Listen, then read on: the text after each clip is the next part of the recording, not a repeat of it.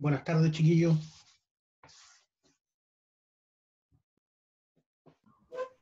Buenas tardes, profe. Gracias. Eh, no recuerdo bien en cuál fue la última lámina que vimos. ¿Ustedes se acuerdan y me pueden recordar?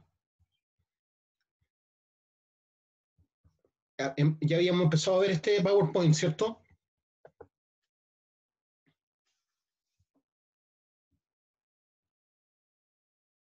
Empezamos el lunes, profe, con ese, si no me Ya. equivoco.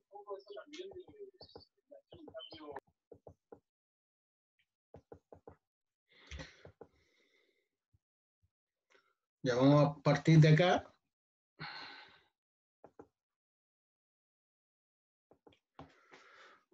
Estábamos viendo que los elementos químicos más abundantes en la corteza terrestre eran unos pocos. Entre esos son el oxígeno, ¿cierto? El sílice o silicio, el aluminio, el hierro, el calcio, el magnesio y el sodio, en donde el oxígeno siempre se encuentra en la corteza terrestre en combinación, ¿cierto? Pero como átomo corresponde al 60,8%, ¿ya? El sílice en combinación con el oxígeno corresponde a un 59%. Y combinado, perdón, como átomo solo, 21,2%. El aluminio combinado con el oxígeno, 15,3%, solo 6,4%. El hierro, 7,5%, combinado con oxígeno, como la limonita, la hematita, ¿cierto? Y solo en un 2,2%, considerando solamente los átomos de hierro. Calcio, 6,9% como óxido y como átomo, 2,6%. Magnesio, 4,5% como óxido y 2,4% como átomo. El sodio, 2,8% como óxido y finalmente como átomo un 1,9%. Esos son los elementos mayoritarios, ¿cierto?, de la corteza terrestre que componen la corteza terrestre, los más abundantes, ¿ya? Los más abundantes. Después del sodio seguramente viene el potasio, porque lo vimos también harto en las fórmulas de los silicatos, ¿cierto? Los mayores elementos que corresponden a mayor al 1%, generalmente están en más de un 1%, son el sílice, que es el cuarzo propiamente tal, SiO2 es cuarzo, el óxido de aluminio, el óxido de hierro, el óxido de magnesio, el óxido de calcio, el óxido de sodio, el óxido de potasio y el agua, ¿ya? Esos son los elementos mayores encontrados en la corteza terrestre que generalmente están sobre el 1%. Los menores elementos, que están entre el 0,1 y el 1%, son el óxido de titanio, el óxido de manganeso, el óxido de fósforo y el CO2, ¿ya? El CO2, que es un gas también. El H2O también lo encontramos en la corteza terrestre como líquido, como hielo obviamente, y como gas también. Y los elementos traza, que son los menos abundantes, estamos hablando de un porcentaje menor a 0,1%, son todos los demás. O sea, dentro de esos tenemos el oro, ¿cierto? El cobre, el litio, el plomo, el estaño, elementos que generalmente recurrimos para fabricar cosas para la industria. Entonces, obviamente ahí está el cobre, el oro, la plata, el platino, ya por nombrar algunos. El zinc, ya, el cromo, el molibdeno, ¿ah?, el vanadio, todos esos están como elementos traza.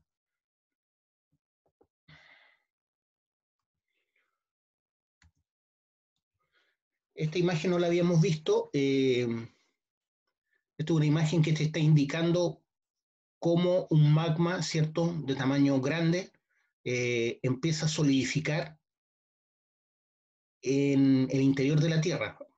A estos magmas se le llaman intrusivos. Intrusivos ¿ya? Y forman las rocas de origen plutónico, así se llaman, rocas de origen plutónico o rocas intrusivas.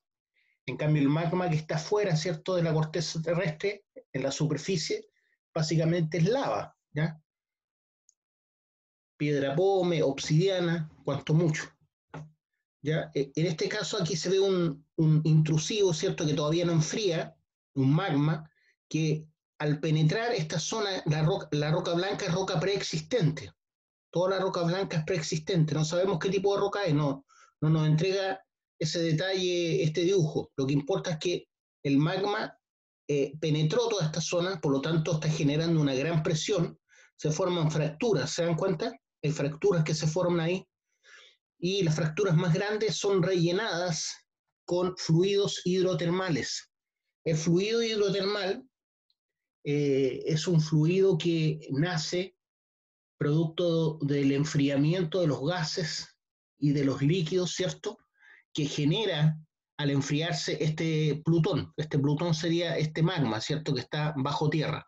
Entonces, al comenzar a enfriarse, empieza a liberar gases, algunos se licúan, ¿cierto?, y van penetrando como fluidos hidrotermales estas fracturas, generando yacimientos metálicos, por lo general, yacimientos de origen metálico. Por eso dicen venas o vetas, en inglés se dice vein, pero corresponde a vena. En este caso nuestro nosotros le llamamos vetas, ¿cierto? Son depósitos petiformes, ¿cierto?, de origen hidrotermal. Depósitos petiformes de origen hidrotermal son, por ejemplo, los yacimientos o vetas de cobre, los yacimientos o vetas de oro, ¿ya? Independiente de la potencia, todos son de origen hidrotermal. Por otro lado, aquí tenemos un magma mucho más grande, ¿eh? Ese magma mucho más grande podría formar un volcán si es que llegara a la superficie, ¿cierto? Pero no llegó a la superficie. Entonces, de estos magmas gigantes que no alcanzan a llegar a la superficie, se forman los llamados pórfidos cupríferos. Entonces, este magma seguramente va a formar o formó una vez que se enfría, obviamente, una vez que se enfría este magma, va a tender a formar un pórfido cuprífero. Entonces, aparte de generar muchas fracturas alrededor, porque este magma, ¿cierto?, penetró toda esta zona rocosa preexistente, por lo tanto la empujó, la quebró, y se produce también una diseminización de las vetillas con material hidrotermal, pero son vetillas mucho más delgadas, no alcanzan a ser vetas, ¿ya? Entonces todo esto se va enriqueciendo también con fluidos hidrotermales, pero en vetillas mucho más de menor potencia. Entonces son muchas vetillas que están rellenas con fluido hidrotermal que una vez que se enfría cristaliza y forma vetillas de un pórfido cuprífero. O sea, mayoritariamente contienen calcopirita como mineral importante que me entrega el cobre, y también me entrega como estéril, ¿cierto?, la pirita principalmente. Entonces, en esas vetillas voy a encontrar calcopirita y pirita. Cuando está cerca de la superficie, esto, en la parte más externa, imaginemos que esta parte que está acá llega hasta acá, ¿ya? Entonces, la parte más externa, la que está cerca de las aguas lluvias que infiltran los suelos, se tienden a oxidar estas vetillas de cobre. Entonces, esto que originalmente son sulfuros primarios, se empiezan a oxidar y empiezan a formar óxidos. Pero antes de formar óxidos, forman sulfuros secundarios y después óxidos. Entonces vamos a hacer un dibujo en donde vamos a suponer que llegó hasta esa zona la diseminización de mineralización, y la parte superior es la que se oxida más fácilmente porque está cerca de las aguas lluvias, ¿cierto? Entonces toda esta parte queda con óxidos de cobre, que no nacieron, no se formaron como óxidos. Eran sulfuros primarios, pero como llevan mucho tiempo ahí expuestos al aire, a las aguas lluvias que percolan, se tienden a formar primero sulfuros secundarios en superficie y finalmente en óxidos. Entonces toda la parte superficial son óxidos de cobre. Estoy considerando toda esta cosa como que fuera un porfio cuprífero, ya, aprovechando el dibujo. Más abajo, más en profundidad, a donde ya no llegan las aguas lluvias o llegan en menor cantidad, más bien dicho, llegan en menor cantidad, se forman los llamados sulfuros secundarios, que son sulfuros secundarios de cobre, obviamente. Sulfuros secundarios de cobre. Estamos hablando de un porfio cuprífero y cómo se va dividiendo en capas, ¿ya? Entonces la parte superficial son óxidos de cobre, la parte más profunda, pero todavía no está en la parte más profunda del yacimiento, son sulfuros secundarios, ¿ya? Sulfuros secundarios. Y después, en la parte más profunda, vamos a encontrar otro tipo de mineralización, que son los sulfuros primarios. Entonces toda esta zona, que es la más profunda, puede encontrar sulfuros primarios, que son los minerales que se formaron originalmente. Entonces la roca que se formó debido al porfio cuprífero desde un principio, la roca original, la roca madre, es roca primaria. Pero como la roca primaria llegó hasta casi la superficie, esa parte que está más expuesta a las aguas lluvias y al aire se transforma en óxidos. Y más en profundidad, donde ya hay menos agua, se transforma en sulfuro secundario. Es una transformación posterior. Y finalmente acá, donde ya no llega agua, ¿qué es lo que hay? Solamente sulfuros primarios, ¿ya? Y en la parte central de este pórfido cuprífero se concentra la menor ley, ¿ya? En la parte central, que vendría siendo como la chimenea del casi volcán, se concentra la menor ley. Entonces aquí hay menor porcentaje de ley de cobre. Donde hay más porcentaje de ley de cobre en la zona de enriquecimiento secundario, en esta zona verde que dibujé. Ahí se forman varios minerales de cobre que son sulfuros secundarios porque se generaron en roca secundaria, corresponden especialmente a la bornita, calcosina y cobelina. Así se llaman los minerales. Bornita, calcosina y cobelina. Los pueden buscar y pueden reconocer sus características, su color, que es importante conocerlo para que cuando uno vaya a terreno sea capaz de identificar los minerales, especialmente los de cobre. En la parte superficial, que es donde el porfio estaba más expuesto a la oxidación, se formaron óxidos de cobre, y esos que son, hay varios óxidos, les voy a nombrar algunos. Uno de ellos es la chalcantita, con CH, chalcantita. Otra es la azurita, que uno los ve y se ven iguales. La chalcantita con la azurita se ven iguales. Después tenemos otro óxido, que es la cuprita, que es uno de los más valiosos, porque es 2 átomos de cobre por 1 de oxígeno. La cuprita es una roca roja, bien pesada. Se ve como roca, es un mineral, ¿cierto? Se ve como una roca roja bien pesada, color concho vino. Y después le sigue, estoy nombrando varios óxidos de cobre, ¿ya? Otro óxido de cobre importante es la atacamita,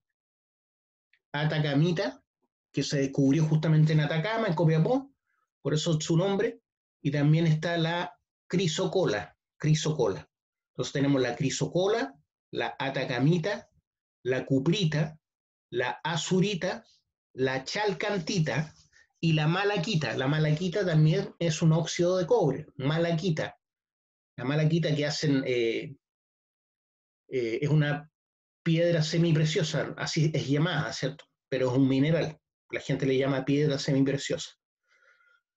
Entonces esos son los óxidos de cobre. Y como le decía, los sulfuros secundarios, aquí se forman sulfuros secundarios de cobre, son la calcosina, la bornita y la cobelina.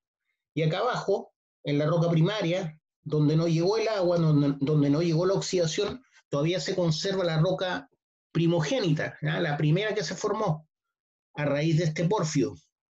Y eso es básicamente lo que tiene como mineral útil para mí es la calcopirita.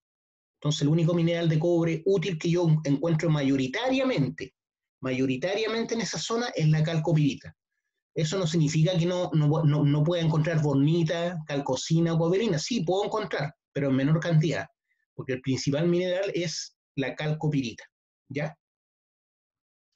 Y esta parte central, como les decía, esto es como un casi volcán, no alcanzó a ser volcán porque no llegó a abrir y a salir el magma. Entonces así es como se piensa que se formaron los pórfidos cupríferos. Aquí está inclinado porque lo dibujé así nomás, ¿ya? Pero en general tienden una forma vertical hacia arriba. Así como se forman los pórfidos cupríferos. Entonces son yacimientos masivos que contienen vetillas con mineralización de cobre diseminados finamente. Eso sería lo que es un pórfido cuprífero. ¿Alguna duda de lo que dije, chiquillos? ¿Dudas, preguntas?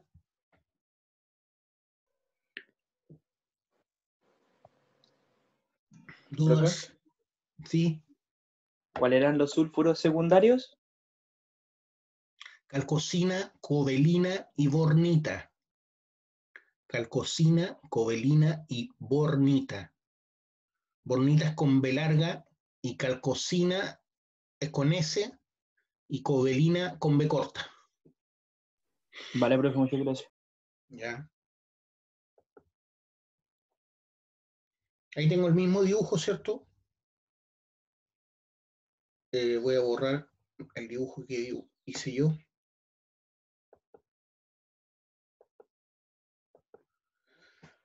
Entonces esto es un magma, ¿cierto? Que enfrió lentamente, no alcanzó a salir y así es como se pueden formar lo que le decía yo, los pórfidos cupríferos, ¿cierto? Entonces la parte más superficial se forman los óxidos de cobre, más abajo encuentro los sulfuros secundarios y más abajo encuentro la roca primogénita, que sería los sulfuros primarios. Y en los sulfuros primarios encuentro básicamente calcopirita, que ese sería mi mineral útil para obtener cobre en una explotación subterránea. A veces estos porfios llegan hasta arriba, entonces imaginemos que el porfio llegó hasta acá.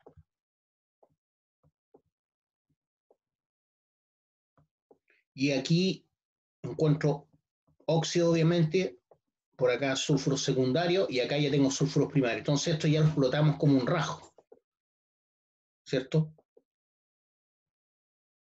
Lo más probable es que como está cerca de la superficie, lo voy a explotar como un rajo. Entonces voy a empezar a hacer banqueo para la explotación de esta mina. ¿Ya? Cuando está en más profundidad, como el que dibujamos antes, se explota mediante el block caving o el panel caving, dependiendo en qué zona de la roca me encuentre. Si estoy en la roca secundaria, va a ser un block caving. Si estoy en la roca primaria, va a ser un panel caving. Y estos son betas, ¿cierto? También pueden ser de cobre, de oro. En general son vetas metálicas que también se originan a partir de un magma en profundidad que al enfriarse, que el enfriamiento es lento, ¿cierto? Va entregando gases y esos gases se condensan y forman fluidos que a alta presión penetran estas grietas que se formaron producto de este intrusivo, ¿cierto? Que se abrió espacio en una roca preexistente. Entonces, esas grietas son rellenadas con fluido hidrotermal formando vetas ¿cierto? De metales, vetas metálicas, como vetas de cobre, vetas de oro, ¿ya? También son de un origen magmático, ¿se entiende, no?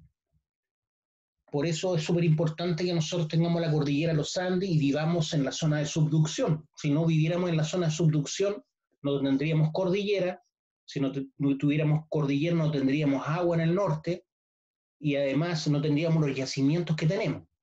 Pero por otro lado, el vivir cerca, ¿cierto?, de la zona de subducción nos hace estar expuesto, por un lado, a temblores, terremotos, ¿cierto? Y a los tsunamis. Todo tiene su pro y su contra, ¿cierto? Estamos viendo las ventajas de vivir en una localidad como Chile. ¿Alguna pregunta, alguna duda?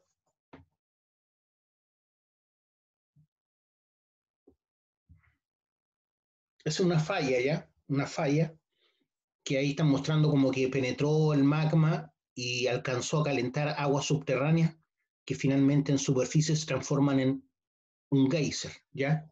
Pueden ser aguas termales también, no necesariamente tiene que haber un geyser para ver aguas termales. Eso es cuando un magma, ¿cierto?, alcanza la zona donde hay agua, que son las aguas subterráneas, las napas subterráneas.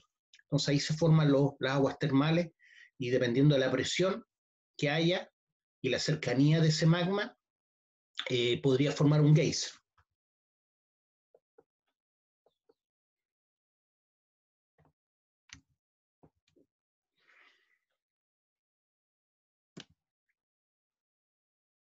Ambiente sedimentario. Los sedimentos se originan por fragmentación mecánica y reacciones químicas, ¿cierto? Entonces, las rocas se van degradando, se van rompiendo, va disminuyendo su granulometría. La arena del mar, cada granito de arena fue una roca grande antes, ¿cierto?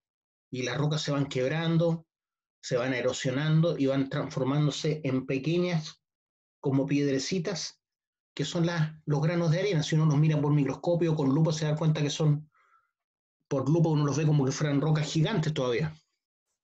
Entonces, los sedimentos tienen ese origen por fragmentación mecánica, ¿cierto? Por golpes, pueden ser golpes, caídas, puede ser compresión, que hace que se fragmente la roca original, pero también se puede influir, ¿cierto?, en esos sedimentos que se forman, las reacciones químicas, como la que genera la lluvia, ¿cierto?, el agua en las rocas, que tienden a oxidarlas.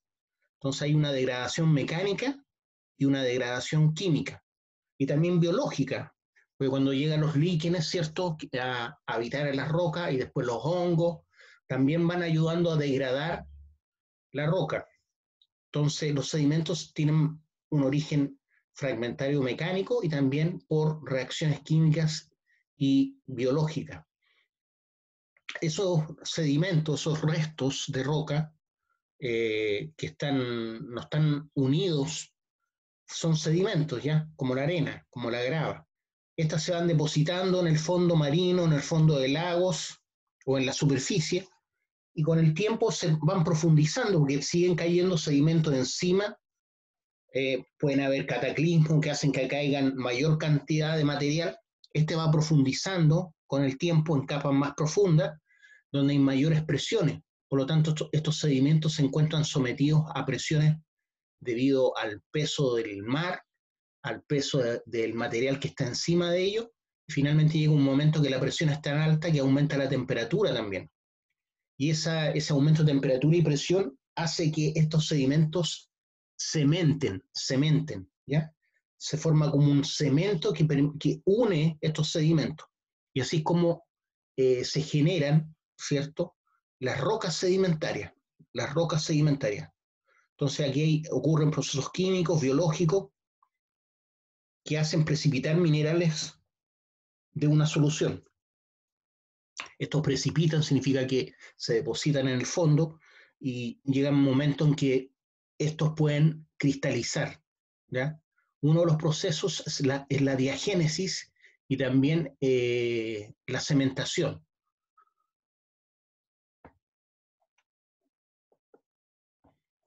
Ahí, por ejemplo, tenemos algunos ejemplos de rocas sedimentarias, las rocas calizas.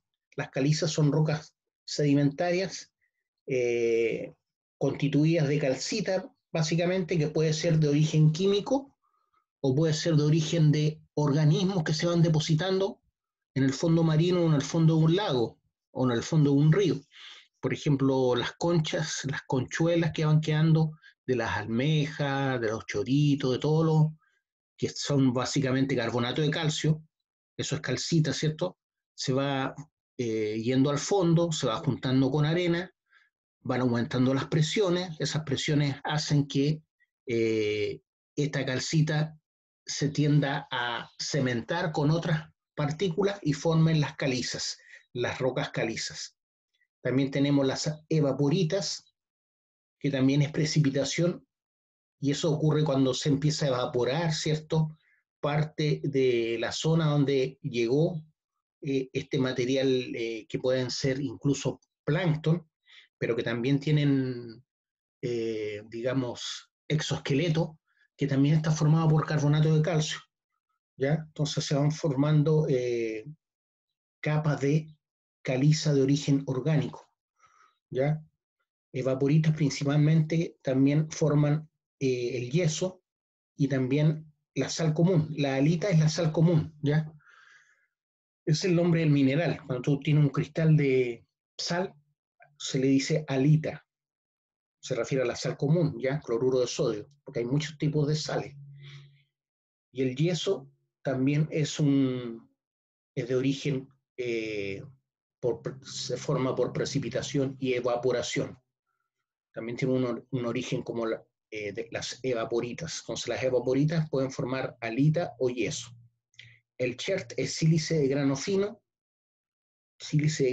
por ejemplo, arena, que también tiende a solidificarse al aumentar la presión bajo tierra, ¿cierto? Y eso hace que se cemente y forme una roca sedimentaria llamada chert.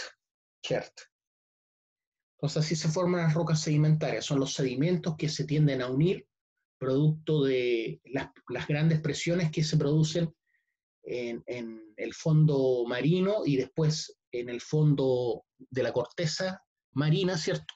Al caer material encima de ellos, van aumentando las presiones, la temperatura, hasta que se produce esa cementación que genera las rocas sedimentarias. ¿Me van siguiendo o no? Sí, profe. Sí, profe. Sí, profe. Ya. También existen las rocas metamórficas. Entonces vimos que las primeras rocas son las rocas ígneas, ¿cierto? Que son las rocas que o salen por volcanes formando lava, piedra pómez, obsidiana, o son rocas que se forman al interior de la Tierra por el enfriamiento lento de los magmas, formando rocas como el granito, la monzonita cuarcífera, la diorita, la andesita. Son rocas de origen magmático. ¿Ya? A veces se le llama rocas ígneas, que son las primeras rocas en formarse, las más nuevas. Después estas van llegando a la superficie, ¿cierto? Por el tectonismo, por el movimiento de las placas, se forman cordilleras, quedan expuestas estas rocas, o cerros, y estas se van degradando mecánicamente, ¿cierto? Por los cambios de temperatura, por la acción química que produce el agua, el viento, y la acción biológica de los organismos que viven cerca de la superficie. Entonces se produce una degradación lenta, formando sedimentos de estas rocas. Finalmente estos sedimentos pueden llegar a fondos de ríos, fondos de lagos, por el arrastre, ¿cierto?, de las aguas, o en el fondo del mar. Y en el fondo del mar finalmente sigue cayendo material sobre ellos. Este material original, estos sedimentos originales tienden a profundizar en capas inferiores, van cayendo más sedimentos encima, hasta llegar a un punto que la presión es tal que estas cementan, porque el aumento de presión implica un aumento de temperatura también, ¿ya? Entonces, ahí tenemos las rocas sedimentarias, pero cuando las rocas sedimentarias siguen profundizando, ya son rocas sedimentarias y son rocas más antiguas, ¿cierto? Capas más antiguas, sedimentos más antiguos, siguen profundizando, por eso en la medida que uno excava, va como retrocediendo en el tiempo, ¿ya? Por ejemplo, la Jerusalén actual, las calles de Jerusalén actual no son las calles originales por donde andaba el Señor Jesús, ¿ya? De partida del año 70, el comandante Tito destruyó Jerusalén, no dejó piedra sobre piedra, ¿ya? O sea, Jerusalén dejó de existir como ciudad el año 70. Antes ya había sido aplastado por los babilonios, ¿ya? Se reconstruyó, después lo destruyeron los romanos, se volvió a construir, ¿cierto? Por el Imperio Otomano. O sea, lo último que queda de Jerusalén fue lo que dejaron básicamente el Imperio Otomano, básicamente lo que son los turcos, ¿cierto? Que levantaron Jerusalén y tienen ahí una mezquita, por ejemplo, donde estaba el templo judío, el que aparece en la Biblia. Ahora hay una mezquita ahí. Obviamente el templo fue derribado por los romanos. Entonces, todas esas calles que uno ve ahora actualmente, donde hacen el peregrinaje, ¿cierto?, del Vía Crucis, no son las calles originales por donde anduvo Jesús. Uno tendría que, para llegar a las calles finales, tendría que excavar, ¿ya? Seguramente las calles originales, que deben quedar rocas de las calles originales, ¿cierto?, estarán a 10 metros, 8 metros de profundidad de las calles actuales. Es lo mismo lo que les digo, cuando uno excava, va como retrocediendo en el tiempo, ¿ya? Entonces, en la medida que las rocas sedimentarias van profundizando, producto de que va pasando más tiempo y siguen habiendo sedimentos cayendo encima, y siguen habiendo sedimentos cayendo encima, entonces estas rocas sedimentarias siguen profundizando y por el aumento de presión se produce un metamorfismo regional. Metamorfismo regional. O sea, el aumento de presión de las rocas sedimentarias hace que aumente la temperatura. Esas rocas sedimentarias ya no pueden estar en equilibrio con ese aumento de presión y temperatura y se transforman en otras rocas. Esas son las rocas metamórficas, ¿ya? Porque a esas condiciones de presión y temperatura ya no pueden ser las mismas rocas sedimentarias que conocíamos. Entonces se transforman en rocas metamórficas. Y también existe el metamorfismo de contacto, que es un metamorfismo acelerado, que no es producto de la profundización de estas rocas sedimentarias, sino más bien de que llega un magma, ¿cierto?, que hace que, imagínense que estas fueran rocas sedimentarias, las que están acá, ¿ya? Ahora estoy mostrando el mouse. Todas estas rocas sedimentarias. Y de repente apareció este magma, pues este magma no nació ahí, ¿cierto? La roca original es toda esta.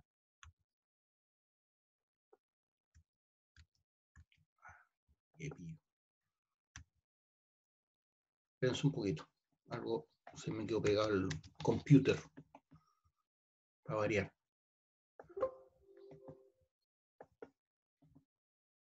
Ahí, ya. Entonces imagínense que todos estos primero son sedimentos, ¿cierto? Después se forman por la presión rocas sedimentarias. Las rocas sedimentarias llegan hasta acá sin problema. O puede que ya se empiecen a transformar por el aumento de presión.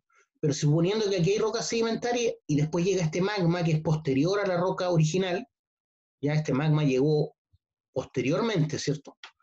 En tiempos geológicos posteriores a la formación de esta roca blanca, que podría ser roca sedimentaria. Imagínense usted que son todas estas calizas de un lago profundo que había miles de años atrás. Entonces estas calizas, producto del magma que llegó acá cerca, se transforman porque hay un aumento de presión que generó el magma y aumento de temperatura que generó el magma. Entonces estas rocas sedimentarias ya no están en equilibrio a esa presión y temperatura y se transforman, ¿ya? Es lo mismo que ocurre cuando el hielo uno lo calienta, se deshace, ¿cierto? ¿Por qué? Porque ya las condiciones para que sea hielo se rompen y se transforman en un líquido. De igual forma, las rocas sedimentarias llega un momento que se rompe ese equilibrio al aumentar la presión y temperatura y se transforman en otras rocas que se llaman rocas metamórficas. Y esas rocas metamórficas, en el caso de un magma, se llaman metamorfismo de contacto. Metamorfismo de contacto. Después siguen profundizando esas rocas o el magma sigue acercándose y llega un momento que nuevamente esas rocas se transforman en magma, ¿ya? Y tienen la posibilidad nuevamente de salir a la superficie a través de la lava o a través de la erosión de ese cerro, ¿ya?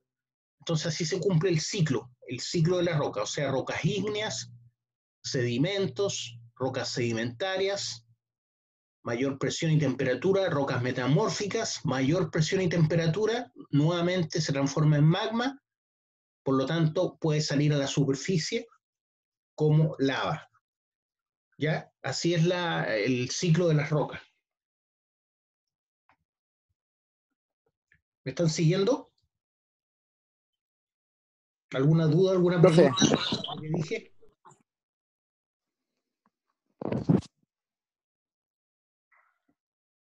Vamos a ver otro PPT entonces. Voy a cerrar este.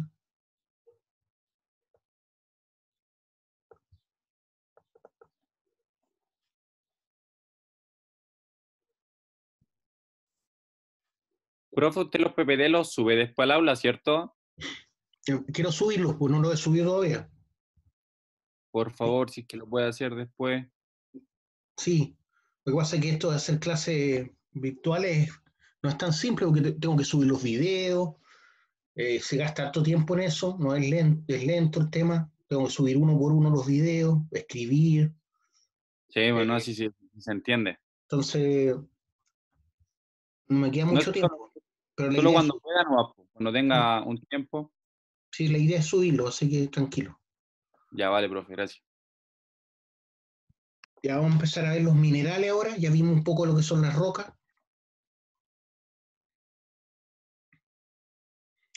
Las rocas, ¿cierto? Para definir de forma adecuada una textura de roca, hay que describir primero la forma de los cristales que componen la roca, el tamaño de estos y el grado de cristalinidad. Estamos hablando de las rocas, ¿ya? Pero las rocas son definidas por los minerales y de qué forma están cristalizados en su masa. Por eso estoy hablando de la textura de las rocas. Entonces, estamos hablando de las rocas, ¿ya? Para definir de forma adecuada una textura hay que describir primero la forma de los cristales que componen esta roca, el tamaño de estos y el grado de cristalinidad. Para ello se aplican los siguientes criterios, ¿ya? Tamaño absoluto de los granos minerales, tamaño absoluto de los granos minerales o granulidad. Por eso decía yo que la riolita era afanítica en un momento. Se distinguen rocas que son faneríticas, es la que los cristales minerales son perceptibles a simple vista. Por ejemplo, en un granito, cuando uno ve un granito, el granito es fanerítico, porque uno puede ver los cristales de cuarzo, ver los cristales de feldespato potásico, que es la ortoclasa, ver los cristales de feldespato sódico, que es la plagioclasa, ver los cristales de piroxenos o anfíboles, que son las partes negras del granito. Entonces, el granito es una roca fanerítica. ¿Por qué? Porque yo puedo percibir los cristales a simple vista, los puedo ver. También tenemos la roca porfírica o porfirítica, que es una combinación de minerales visibles y otros minerales no visibles, ¿ya? Por ejemplo, la andesita porfírica es una roca de origen magmático que tiene una matriz con cristalización muy fina o afanítica y tiene cristales más grandes que se llaman fenocristales. Entonces, por eso la podemos clasificar como porfírica, que es una combinación de minerales visibles y no visibles. Después tenemos las rocas afaníticas, que son básicamente minerales que no se ven los minerales a simple vista, porque son muy finos, en la que los granos minerales no son perceptibles a simple vista. No es que no esté compuesto por minerales, sino que los cristales que formaron son muy pequeñitos, ¿ya? ¿Eso qué significó? Que se enfrió más rápido. Cuando la roca se enfría más rápido, no alcanza a formar cristales más grandes, ¿ya? Entonces, si viene, puede ser de origen magmático, el enfriamiento fue más rápido o más lento. Entonces, en un granito, el enfriamiento fue más lento. En una riolita, que es una roca afanítica, donde vemos que es de color rosácea, debido a la cantidad de ortoclasa o feldespato potásico que tiene, es afanítica porque no se perciben los cristales a simple vista. También tenemos, por ejemplo, la obsidiana, ¿ya? Que es vítrea, tiene una apariencia de vidrio. Aquí no se alcanzaron aquí no se alcanzaron a formar cristales, ¿ya? Cuando hay algo que es vitrio es porque el enfriamiento fue tan rápido que los iones no alcanzaron a migrar para formar cristales. Dice, en la que no aparecen granos minerales cristalizados, sino materia amorfa. ¿Qué significa amorfa? Que solidificó pero no formó cristales. En otras palabras, que tiene un aspecto de vidrio generalmente oscuro, ¿ya? Un clásico es la obsidiana, ¿ya? La obsidiana. Que también se produce cerca de los volcanes, ¿cierto? La piedra pómez también es vítrea. La piedra pómez así se le llaman, ¿es cierto? Piedra pómez, también es de origen vítreo o amorfo, no se alcanzaron a formar los cristales. Y es una roca así como con la apariencia de esponja, porque tiene mucho hoyito por donde salieron los gases, y como tiene tantos huecos que dejaron los gases que tenía, y ya no están, es liviana, pues. Entonces tiene la apariencia de que fuera una roca más pesada, pero es liviana porque tiene muchos huecos que dejaron los gases. Eso es lo que es la piedra pómez. Y son piroclastos, ¿cierto?, que salen expulsados por los volcanes, tanto la obsidiana como la piedra pómez. Bueno, la piedra pómez es de origen piroclástico, ¿ya? A eso se refiere que cuando dice piroclástico, aquellos que contienen poro, como la piedra pómez. Composición mineralógica de las rocas magmáticas. Entonces tenemos las rocas magmáticas o rocas ígneas, que se forman a partir del magma que enfría rápidamente en superficie o el magma que enfría lentamente bajo tierra, ¿ya? Entonces existen las rocas extrusivas, que tienen que ver con la lava, y las rocas intrusivas, que también son rocas magmáticas, pero que enfriaron lentamente. Un ejemplo de ellas sería el granito. Los minerales predominantes en las rocas magmáticas son, sin duda, los silicatos. Estos minerales se dividen en primarios y secundarios, según el carácter que presente. Los minerales primarios se forman durante la cristalización de la roca. En función de su abundancia pueden ser componentes esenciales, cuando aparecen en un porcentaje al 5% y su presencia sirve para definir la roca. Y componentes accesorios si su contenido es inferior al 5%, de forma que su presencia o ausencia no afecta al tipo de roca, ¿ya? Teniendo en cuenta el contenido de los minerales, entre los componentes esenciales existen el color claro, como el cuarzo y los feldespatos, y los de color oscuro, como las micas, los anfíboles y piroxenos, y el olivino. El olivino tiene color verde oliva, ya por eso se llama olivino. Y los piroxenos y anfíboles son más bien negros, ¿ya? Entonces son los que forman las rocas máficas. Cuando hay abundancia de anfíboles y piroxenos, se forman las rocas máficas, que son rocas oscuras. Clasificación de las rocas magmáticas según su contenido de sílice, ¿ya? El contenido en sílice es un buen indicador para clasificar las rocas magmáticas. Por ejemplo, tenemos las rocas ácidas, ¿ah? Hablamos de las lavas ácidas, ¿se acuerdan? Las rocas ácidas como el granito y la riolita, con un contenido en sílice superior al 66%. Entonces, las rocas ácidas son las que tienen un contenido mayor a un 66% de sílice. Ya, un ejemplo de estas son el granito y la riolita. Tenemos las rocas intermedias, como la diorita y la andesita, que también es una roca magmática, plutónica o intrusiva, que enfrió lentamente, cuyo contenido en sílice oscila entre el 66 y el 52%.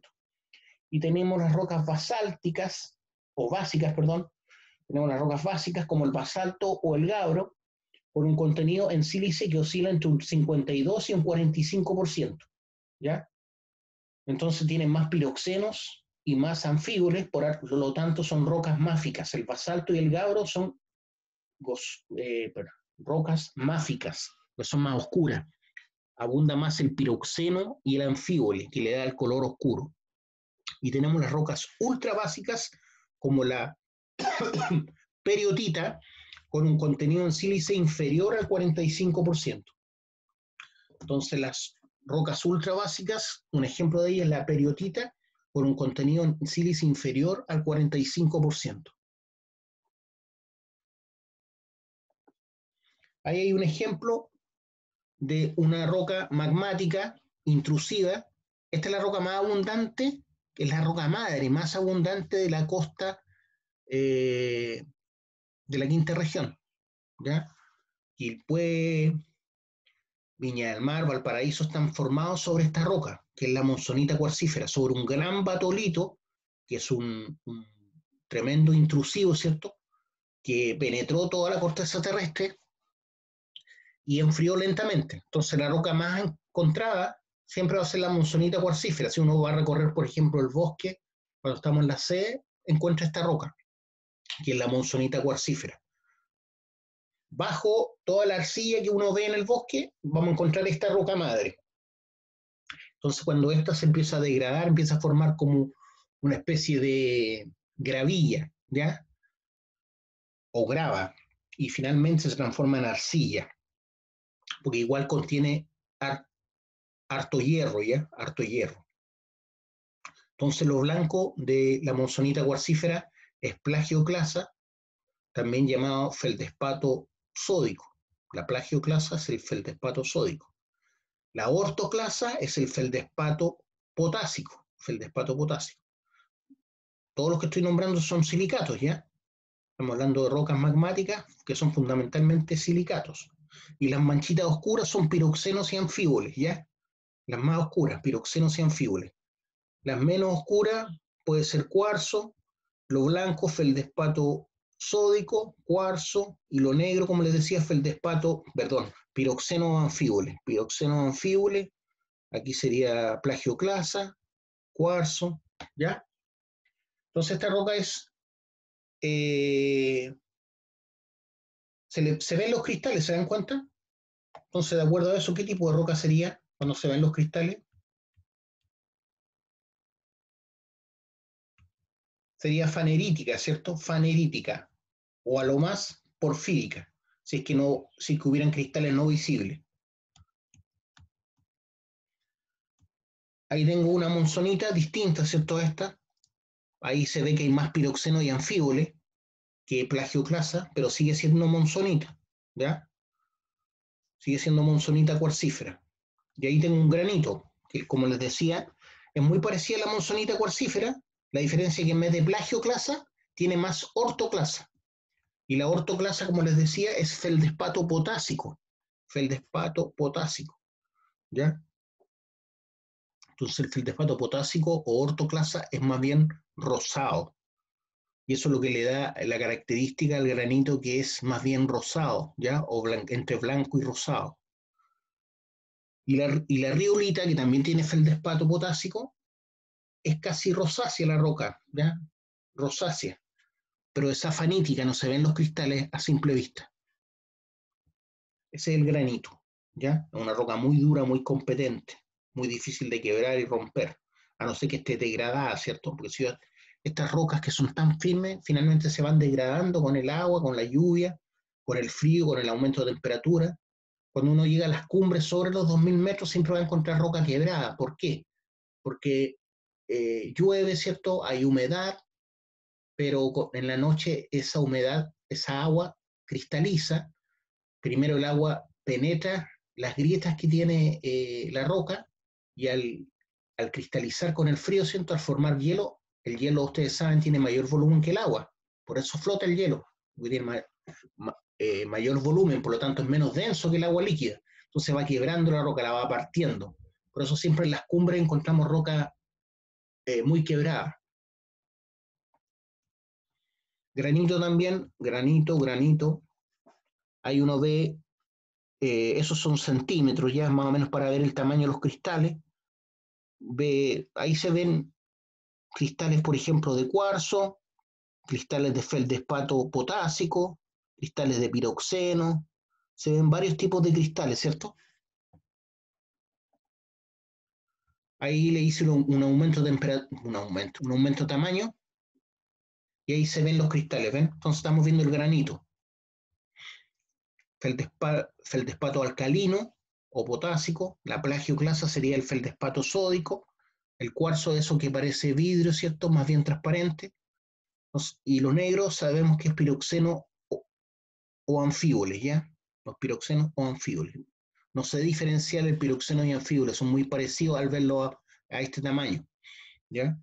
Entonces, lo negro, como les decía, piroxenos o anfíboles, lo rosado, la ortoclasa o feldespato potásico, y la plagioclasa sería el feldespato sódico, y lo transparente ahí sería el cuarzo. Todos son silicatos, ¿ya? Estamos describiendo el granito, que es una roca de origen magmático, pero que enfrió lentamente bajo tierra. O sea, es una roca intrusiva. Las rocas extrusivas básicamente son la lava y los piroclastos que salen, ¿cierto?, de una erupción volcánica, que pueden ser después piedra pómez, obsidiana o trozos de lava como las bombas volcánicas. Ahí tengo una diorita que es parecida a la monzonita cuarcífera, pero tiene más piroxenos y más anfíboles. ¿Se dan cuenta? Esa era la monzonita cuarcífera y la diorita tiene mayor contenido, más granos oscuros. Pero también es una roca ígnea, ¿ya? De origen intrusivo. También se ven los cristales, como pueden ver, ¿ya? Veo plagioclasa, veo cuarzo, veo piroxenos y anfíboles. Esa es la diorita. Se ve como media verdosa cuando uno la ve, una tendencia como al verde. Ahí está el gabro, que pareció el basalto, con la diferencia que aquí se ven los cristales. En el gabro se ven los cristales, ¿ya? Entonces lo que más tiene menos sílice, ¿se acuerdan? Tiene menos sílice. Al tener menos sílice es una roca más bien básica, porque el sílice es el que aumenta la acidez de la roca. Entonces al tener menos sílice es una roca básica, tiene más piroxenos y anfíboles y por eso es oscura. Ese es el gabro. Gabro también. Un acercamiento al gabro. Entonces uno ve cuarzo, pero también hay mayoritariamente o mayor cantidad que en el resto de las rocas de piroxenos y anfíboles. Por eso es una roca máfica. Las rocas máficas son rocas básicas por un lado porque tienen menos cuarzo, menos sílice y tienen más piroxenos y anfíboles.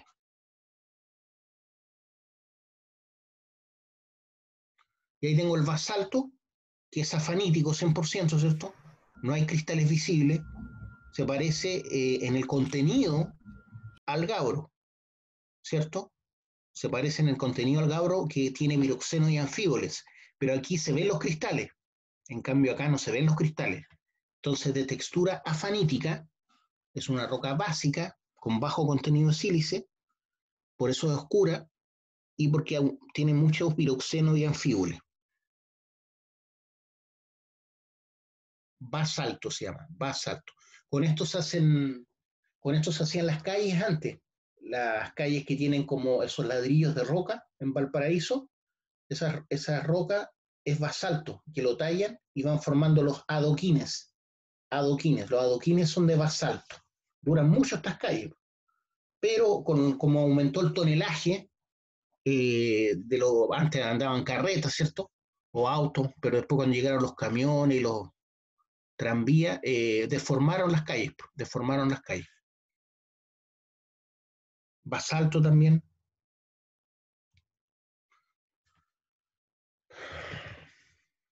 El basalto es una roca efusiva de grano fino con pequeñas cavidades de burbujas redondeadas, color gris oscuro, negro gris o azul oscuro.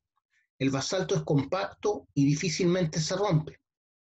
Mineralógicamente está formado por plagioclasas y piroxenos, en algunos casos con cantidades significativas de olivino. Son los equivalentes volcánicos de los gabros, ¿ya? Entonces el basalto es una roca efusiva de grano fino, con pequeñas cavidades de burbujas redondeadas, color gris oscuro, negro gris o azul oscuro. Cuando dice que es efusiva es que se tendió a formar externamente, más cerca de la superficie que el gabro, en donde al enfriar más lentamente pudo dejar claramente su composición mineralógica visible, deja cristales visibles, ¿cierto? Ahí hay cristales visibles. En cambio acá ya no hay cristales visibles. A eso se refiere. Mineralógicamente están formados por plagioclasas, piroxenos, en algunos casos con cantidades significativas de olivino, son los equivalentes volcánicos de los gabros.